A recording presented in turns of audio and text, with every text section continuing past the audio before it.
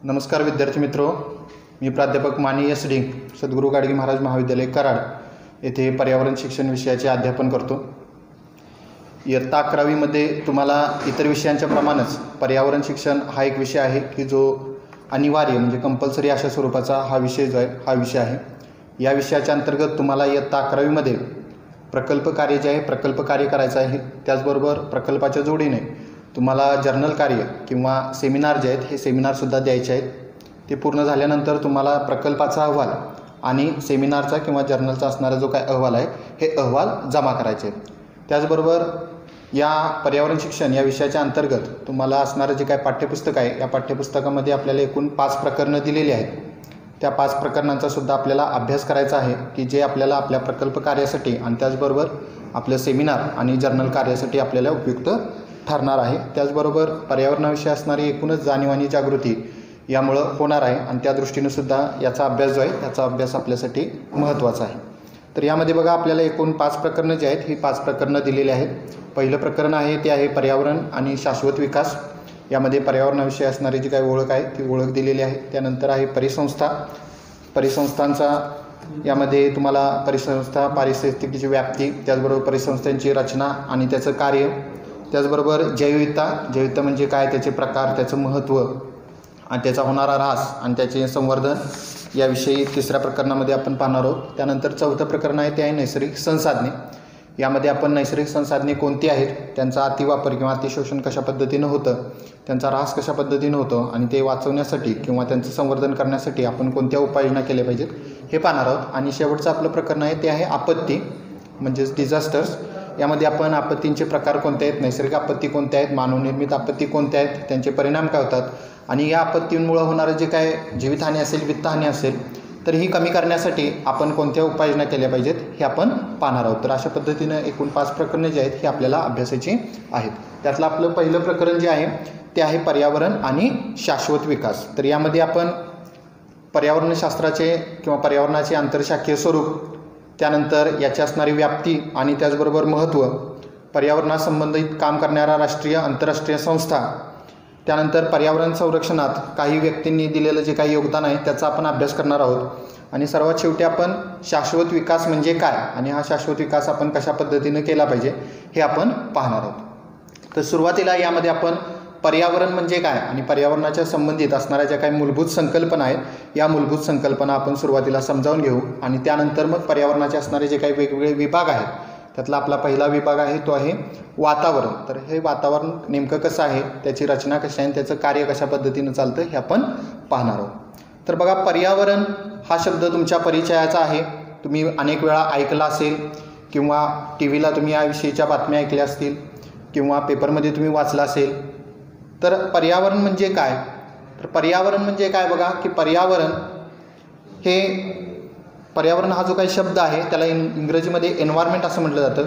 हा शब्द जो आहे हा फ्रेंच शब्द आहे, एन्व्हिरॉन या शब्दापासून आलेला आहे।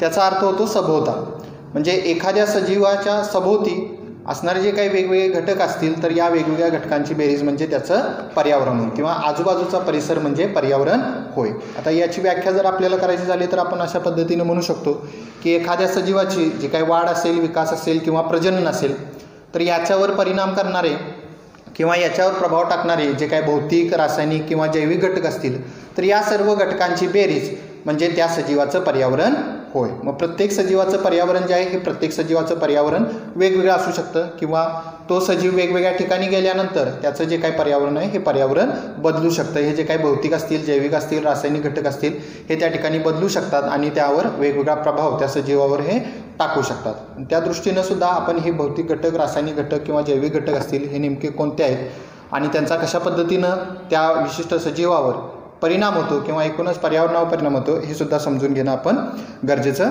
आहे। तर हे जे काय पर्यावरण हा जो विषय आहे हा विषय तुमच्या अभ्यासक्रमामध्ये किंवा एकूणच अभ्यासक्रमामध्ये येण्याचं महत्त्वाचं कारण म्हणजे की हा जो विषय आहे या विषयाच्या अनुषंगानं सुरुवातीच्या काळामध्ये कोणताही विचार जो आहे हा विचार केला गेलेला नव्हता। कारण पर्यावरणाविषयी जाणीव जागृती किंवा पर्यावरणात असणारे जे काही वेगवेगळे घटक आहेत या घटकांविषयी किंवा त्याचा मानवावर किंवा इतर सजीवांवर होणारा जो काही प्रभाव आहे याविषयी मानवाला तेवढी माहिती नव्हती। पण बघा काय झालेलं आहे, काही घटना अशा झाल्या की ज्याच्यामुळं पर्यावरणाची दखल घेणं हे मानवाला आणि एकूणच जगामध्ये असणारे जे काही वेगवेगळे देश आहेत, त्यांचे जे काही प्रतिनिधी आहेत, शास्त्रज्ञ आहेत, त्यानंतर शैक्षणिक क्षेत्राशी संबंधित असणारे जे काही लोक आहेत, तर यांना ते भाग पडलं. तर यामध्ये महत्त्वाचा भाग आहे तो म्हणजे औद्योगिक क्रांतीचा. औद्योगिक क्रांतीनंतर विशेषतः जे काही प्रदूषण आहे, विशेषतः मानवनिर्मित किंवा मानवाद्वारे केलं जाणारं जे काही प्रदूषण आहे, यामध्ये वाढ झाली.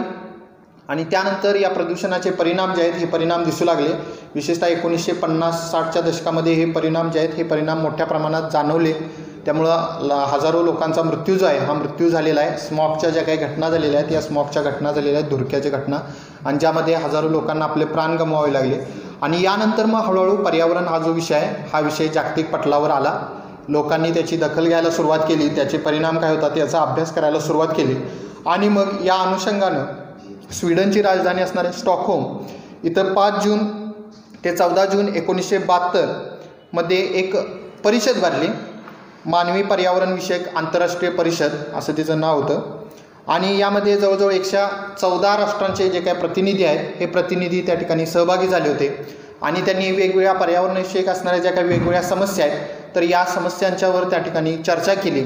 आणि त्यातूनच मग जवळजवळ 150 कृती योजना आणि 20 तत्त्व जे आहेत ही या परिषदेमध्ये मान्य केली गेली. या परिषदेचं जे काही बोधवाक्य होतं ते अवघी पृथ्वी एक, म्हणजे ओनली वन अर्थ, हे या परिषदेचं त्या ठिकाणी बोधवाक्य होतं. आणि यानंतरच मग हळूहळू पर्यावरणाचे जे काही नियम असतील किंवा पर्यावरणाविषयी जी काही जाणीव जागृती असेल ही त्या ठिकाणी जगभरामध्ये हळूहळू केली गेली. तर ही जी काय परिषद आहे ही परिषद 5 जून रोजी 1972 रोजी पहिली परिषद जी आहे परिषद सुरुवात झाली. म्हणून 5 जून हा जो काही दिवस आहे हा जागतिक पर्यावरण दिन म्हणून त्या ठिकाणी जगभरामध्ये साजरा केला जातो. यानंतर आपण पर्यावरण म्हणजे काय आणि पर्यावरणात असणाऱ्या ज्या काही मुख्य संकल्पना आहेत तर या मुख्य संकल्पना आपण पाहू. त्यातली आत्ता पहिली संकल्पना आहे ती आहे पर्यावरण. आत्ताच आपण बघितलेलं आहे की पर्यावरण म्हणजे काय, त्याची व्याख्या जी आहे ही व्याख्यासुद्धा आपण पाहिलेली आहे की मानव जो आहे, मानव असेल किंवा इतर जे काही सजीव असतील त्यांच्या जे काही मूलभूत गरजा आहेत या मूलभूत गरजा पर्यावरणामार्फत किंवा पर्यावरणात असणारे जे काही वेगवेगळे घटक आहेत, संसाधने आहेत, त्यांच्यामार्फत त्या ठिकाणी भागवले जातात. आणि त्यामुळं नैसर्गिक स्रोत असतील किंवा पर्यावरण असेल यांचं संरक्षण आणि संवर्धन करणं हे अतिशय गरजेचं आहे.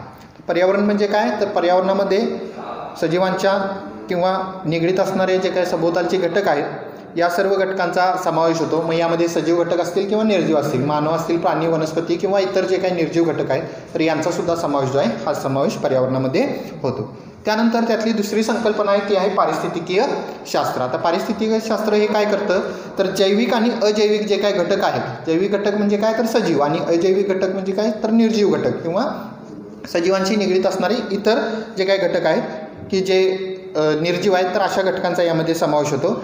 यांच्यातील जो काही परस्पर संबंध आहे तर या परस्पर संबंधांचा हे शास्त्र जे आहे हे त्या ठिकाणी अभ्यास करतं. यामध्ये विशेषतः ज्या काही परिसंस्था आहेत या परिसंस्थांची रचना आणि त्यांचं जे काही कार्य आहे या कार्याचा त्या ठिकाणी अभ्यास जो आहे हा अभ्यास केला जातो. त्यानंतर दुसरा संकल्पना आहे ती आहे पर्यावरण शास्त्र. आता आपण पर्यावरण बघितलं, यानंतर आपण पर्यावरण शास्त्र म्हणजे काय बघणार आहोत. पर्यावरण शास्त्र म्हणजे काय, तर पर्यावरणाचा शिस्तबद्ध आणि शास्त्रशुद्ध पद्धतीने केलेला अभ्यास म्हणजेच पर्यावरण शास्त्र होय. आता यामध्ये विशेषतः जे काही विज्ञान असेल, त्याचबरोबर पारिस्थितिकीय शास्त्र असेल, अभियांत्रिकी असेल, व्यवस्थापन असेल किंवा सामाजिक शास्त्र असेल तर इत्यादींचा अभ्यास जो आहे इत्यादींचा अभ्यास यामध्ये केला जातो पर्यावरण शास्त्र जे आहे या पर्यावरण शास्त्रामध्ये. त्यानंतर पुढची जी काय संकल्पना आहे ती पर्यावरण शिक्षण. आता ही थोडीशी विस्तृत अशा पद्धतीची संकल्पना आहे पर्यावरण शिक्षण.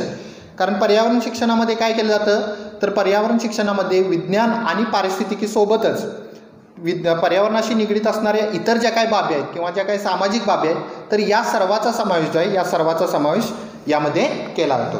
तर विज्ञान पारिस्थितिकीसह पर्यावरणाशी निगडीत सामाजिक व इतर बाबींचा अभ्यास म्हणजेच पर्यावरण शिक्षण होय.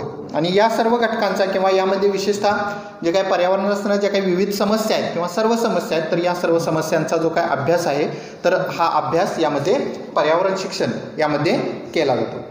त्यानंतर त्याच्या पुढची आपली संकल्पना आहे ती आहे पर्यावरणाचा होणारा ऱ्हास. पर्यावरणाचा ऱ्हास, पर्यावरणाचा ऱ्हास म्हणजे काय, तर विशेषतः मानवाच्या कृतीमुळं होणारी हानी किंवा झालेली हानी म्हणजेच पर्यावरणाचा ऱ्हास होय.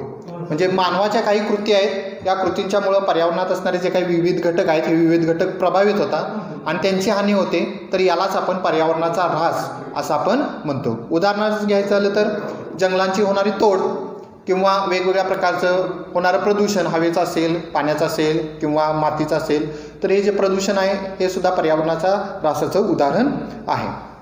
त्याचबरोबर जसा ऱ्हास होतो तसाच त्याचं पर्यावरणाचं आपण संवर्धनसुद्धा करतो. मग हे संवर्धन म्हणजे काय, पर्यावरणाचं संवर्धन म्हणजे काय, तर आपण ज्या पद्धतीनं निसर्गाचं संरक्षण करतो किंवा नैसर्गिक जे काही झालेलं नुकसान आहे हे नुकसान भरून काढतो, त्या सर्व पद्धती म्हणजेच पर्यावरणाचं संवर्धन होय. उदाहरणार्थ बघा की आपण एखाद्या प्राण्याची शिकार जे आहे हे शिकार होऊ देत नाही किंवा शिकारीला आळा घालतो, किंवा आपण एखाद्या नापीक जमिनीचं रूपांतर हे जंगलांच्या मध्ये करतो, किंवा आपण जैविकतेमध्ये ऱ्हास होणाऱ्या वेगवेगळ्या सजीवांचं त्या ठिकाणी संरक्षण करतो किंवा त्यांना अधिवास निर्माण करून देतो. तर हे या सर्व बाबी ज्या आहेत त्या पर्यावरणाच्या संवर्धनामध्ये येतात. म्हणजे थोडक्यात आपण नैसर्गिक ज्या काही गोष्टी आहेत किंवा नैसर्गिक जे काही स्रोत आहेत किंवा नैसर्गिक जे काही अधिवास आहेत तर यांचं जे काही संरक्षण करतो त्या संरक्षणाच्या पद्धतीच म्हणजेच पर्यावरणाचं संवर्धन होय.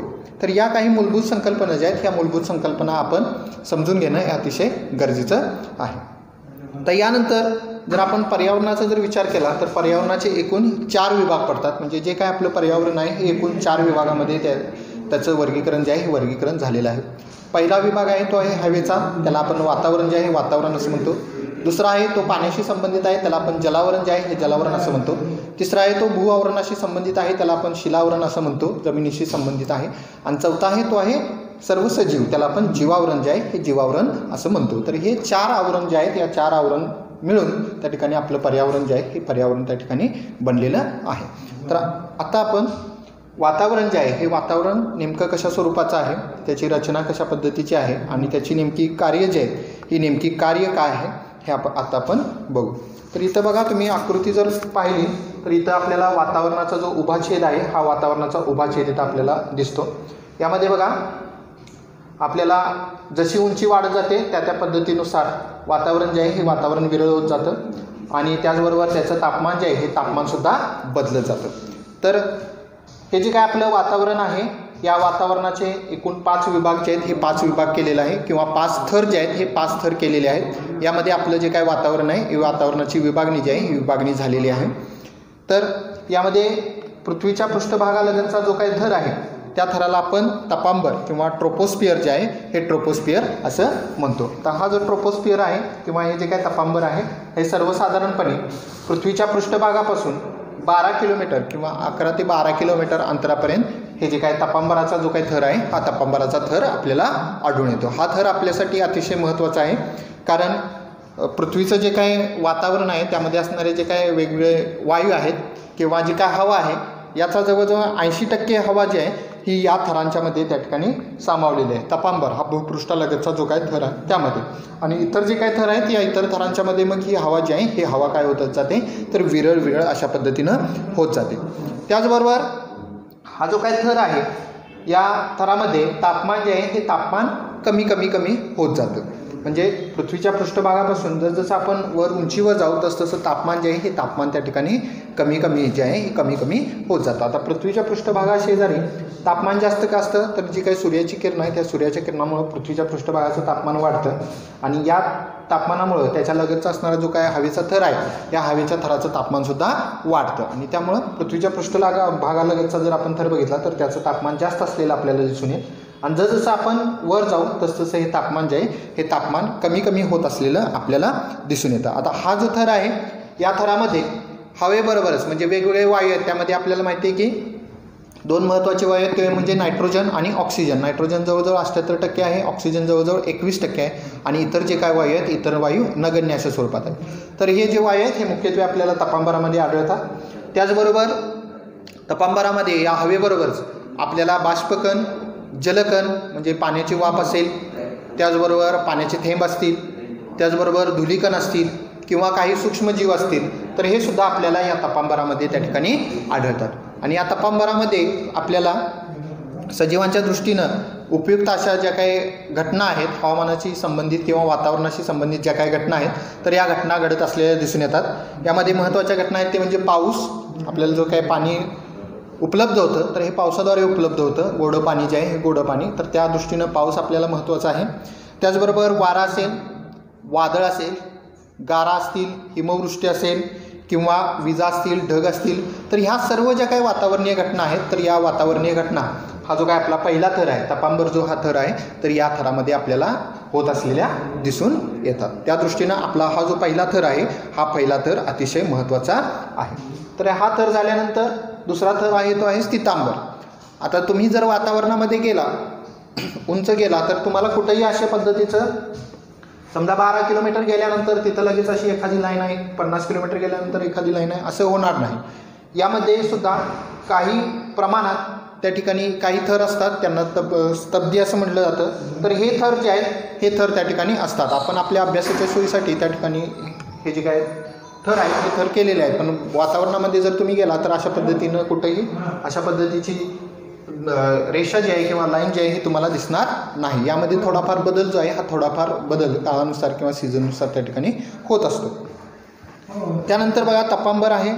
तपांबरामध्ये तपांबर संपल्यानंतर जो काही स्थितांबर आहे, या दोन्हीच्या मधला जो थर आहे त्याला तपस्तब्धी असं म्हटलं जातं. तपस्तब्धीमध्ये साधारणपणे 1.5 किलोमीटर अंतर जे आहे हे 1.5 किलोमीटर अंतराचा हा थर आहे. यामध्ये कोणत्याही प्रकारचे आविष्कार जे आहेत हे आविष्कार आढळत नाहीत. त्याचबरोबर यामध्ये तापमान जे आहे हे तापमानसुद्धा त्या ठिकाणी कमी असलेलं आपल्याला आढळून येतं. यानंतरचा पुढचा जो थर आहे तो आहे स्थितांबर. तर स्थितांबर हा थर आपल्यासाठी महत्त्वाचा आहे. तो सर्वसाधारणपणे 50 किलोमीटरपर्यंत हा थर जो आहे हा पृथ्वीच्या पृष्ठभागापासून असतो. यामध्ये आपल्यासाठी महत्त्वाचा जो वायू आहे तो वायू आपल्याला यामध्ये आढळतो. तो वायू आहे तो म्हणजे ओझोन. ऑक्सिजनपासून या ओझोनची निर्मिती जी आहे ही ओझोनची निर्मिती त्या ठिकाणी होत असते. आणि हा जो ओझोन वायू आहे हा ओझोन वायू काय होतो तर त्या ठिकाणी सूर्याची जी काय हानिकारक अतिनील किरणं आहेत, अल्ट्राव्हायोलेट किरणं आहेत, तर यांच्यापासून आपल्या पृथ्वीचं संरक्षण जे आहे हे संरक्षण करतो. आणि त्या दृष्टीनं हा थर जो आहे हा थर आपल्यासाठी अतिशय महत्त्वाचा आहे. हा पृथ्वीकडे येणारी जी काही सूर्याची किरणं आहेत ही सूर्याची किरणं तर शोषून घेतली जातात आणि त्यामुळे या थरातलं जे काही तापमान आहे हे तापमान वाढत असलेलं आपल्याला त्या ठिकाणी दिसून येईल. त्यानंतर तिसरा थर जर आपण बघितला तर तिसरा थर आहे तो आहे मध्यांबराचा. मध्यांबर याला त्या ठिकाणी मेसोस्फिअर जे आहे मेसोस्फिअर असं म्हटलं जातं. या मध्यांबराचा जो थर आहे तो साधारणपणे 85 किलोमीटरपर्यंत आहे. इथं परत त्या ठिकाणी तापमान जे आहे हे तापमान कमी कमी होत जातं. सर्वसाधारणपणे -90°C हे जे तापमान आहे हे तापमान त्या ठिकाणी असलेलं आपल्याला दिसून येतं. त्यानंतर पुढचा थर आहे तो आहे दलांबर किंवा आयनोएम्बर. आपण त्याला आयनोस्फिअर असं म्हणतो. हा सर्वसाधारणपणे 350 ते 400 किलोमीटरपर्यंत हा जो थर आहे हा थर आपल्याला दिसून येईल. यामध्ये विशेषतः आयन असल्यामुळं हा जो थर आहे या थरातून रेडिओ जे काही तरंग आहेत हे रेडिओ तरंग पृथ्वीकडे परावर्तित केले जातात की ज्यामुळे आपण रेडिओ जे आहेत हे रेडिओ ऐकू शकतो. या ज्या काही रेडिओ वेव्ज आहेत ते रिफ्लेक्ट केले जातात आणि त्यामुळे आपण रेडिओ कम्युनिकेशन जे आहे हे रेडिओ कम्युनिकेशन आपल्याला पॉसिबल झालेलं आहे. हे जे काय आपण थर बघितले जसं आपण वर जाऊ तसं हे थर जे आहेत या थरामध्ये हवा अतिशय विरळ अशा स्वरूपाची असते. म्हणजे इथं जवळजवळ 80% जे आहे 80% वातावरणामध्ये असणारे जे काही घटक आहेत हे इथं आपल्याला असलेले दिसून येतात पहिल्या 30 किलोमीटरपर्यंत आणि नंतर अगदी नगण्य अशा स्वरूपात यांचं जे काय अस्तित्व आहे हे अस्तित्व आपल्याला असलेलं दिसून येईल. आणि यानंतरचा सर्वात शेवटचा थर आहे तो म्हणजे बाह्यांबर किंवा बहिर्मंडळ की ज्याला एक्झोस्फिअर जे आहे हे एक्झोस्फिअर असं म्हटलं जातं. पृथ्वीच्या पृष्ठभागापासून सर्वसाधारणपणे 500 ते 750 किलोमीटरपर्यंत हा थर आहे आणि इथं बऱ्याच वेळा तापमान जे आहे तापमान अधिक असलेलं त्या ठिकाणी आढळून आलेलं आहे. त्याचबरोबर हा जो थर आहे हा थर सर्वसाधारणपणे 2000 किलोमीटरपर्यंत असलेला आपल्याला आढळून येतो आणि यामध्ये न्यूट्रल अणूंचा प्रभाव असल्यामुळं इथं चुंबकीय मंडल जे आहे हे चुंबकीय मंडलसुद्धा याला म्हटलं जातं. तर अशा पद्धतीनं वातावरण जर आपण बघितलं तर वातावरणाचे एकूण 5 थर आपल्याला असलेले दिसून येतात. त्यातील पहिला थर आहे तपांबर की जो भूपृष्ठालगत आहे हा आपल्यासाठी अतिशय महत्त्वाचा आहे. स्थितांबर यामध्ये ओझोन असल्यामुळे हा सुद्धा आपल्यासाठी महत्त्वाचा आहे. त्यानंतर मध्यांबर, दलांबर आणि बाह्यांबर अशा पद्धतीचे हे 5 वातावरणाचे थर आहेत. हे 5 वातावरणाचे थर आपल्याला असलेले दिसून येतात. आता या वातावरणाचं आपल्या दृष्टीनं महत्त्व काय आहे तर बघा वातावरण आपल्यासाठी आवश्यक असणारे जे काय महत्त्वाचे वायू आहेत आपल्यासाठी गरजेचं असणारा ऑक्सिजन त्याचबरोबर कार्बन डायऑक्साईड आपल्याला देतं. त्याचबरोबर असणारा नायट्रोजन जो आहे हा वनस्पतींच्या वाढीसाठी आवश्यक असतो. तर हे महत्त्वाचे वायू इथं देतं. ओझोन जो आहे हा आपल्या पृथ्वीचं हानिकारक अशा अतिनील किरणांपासून संरक्षण करतो. त्या दृष्टीनं सुद्धा हा वायू जो आहे हे जे वातावरण आहे हे वातावरण आपल्यासाठी महत्त्वाचं आहे. त्याचबरोबर हे जे काय आयन्स आहेत तर या आयन्समुळे आपल्याला रेडिओ कम्युनिकेशन जे आहे हे रेडिओ कम्युनिकेशन आपल्याला शक्य झालेलं आहे. तर त्या दृष्टीनं सुद्धा वातावरण जे आहे वातावरण आपल्यासाठी अतिशय महत्त्वाचं आहे. त्यानंतर बाह्यांबर जे आहे किंवा हे जे काही थर आहे यामध्ये अवकाशातून येणारे जे काही वेगवेगळे घटक असतील, बाह्यगोल असतील, उदाहरणार्थ मेटॉर्स असतील, धूमकेतू असतील, उल्का असतील, तर यापासून सुद्धा संरक्षण करण्याचं महत्त्वाचं काम जे आहे हे आपलं वातावरण जे आहे हे वातावरण करतं. आणि त्याचबरोबर सर्वात महत्त्वाचं म्हणजे तापमान जे आहे हे तापमान नियंत्रित करण्याचं महत्त्वाचं काम जे आहे हे वातावरण करतं. कारण वातावरण जर नसतं तर पृथ्वीचं दिवसाचं तापमान जे आहे हे दिवसाचं तापमान खूप वाढलं असतं आणि रात्रीच्या वेळी हे तापमान खूप कमी झालं असतं. आणि यामुळे सजीवसृष्टी जी आहे सजीवसृष्टी किंवा जीवन जे आहे हे जीवन आपल्या पृथ्वीतलावर शक्य झालं नसतं. तर हे तापमान नियंत्रणाचं जे महत्त्वाचं काम आहे हे तापमान नियंत्रणाचं महत्त्वाचं काम वातावरण करतं आणि त्या दृष्टीने सुद्धा वातावरण जे आहे हे आपल्यासाठी अतिशय महत्त्वाचं आहे. तर अशा पद्धतीनं वातावरण जे आहे हे वातावरणाची जी काय असणारी रचना आहे आणि त्याची असणारी जी काही कार्य आहेत ही कार्य आपण पाहिलेली आहेत. त्याचबरोबर पर्यावरणाशी संबंधित असणाऱ्या ज्या काही वेगवेगळ्या संकल्पना आहेत तर या संकल्पनासुद्धा आपण त्या ठिकाणी आजच्या तासाला पाहिलेल्या आहेत. पुढच्या तासाला आपण पर्यावरणाचे असणारे जे काही इतर घटक आहेत जीवावरण आणि त्याचबरोबर शिलावरण तर हे घटक आपण आपल्या पुढच्या तासाला त्या ठिकाणी पाहू. धन्यवाद.